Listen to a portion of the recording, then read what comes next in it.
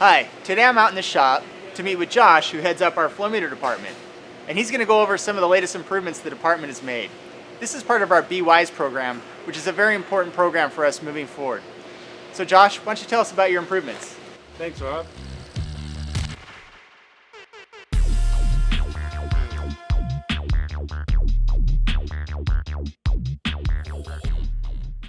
For our Kaizen event, we focus on the F400 assembly line.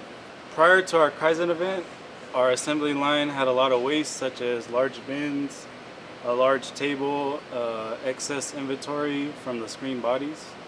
From the Kaizen event, we created a smaller portable table, gravity fed racks for our bodies, and reduced our inventory with smaller bins. As a result, we are closer to one-piece flow, we have less wasted motion, and now our tables are portable. This has been our lean improvements for the F400 series. See you next time. To check out more videos like this, be sure to visit our website at blue-white.com/bewise.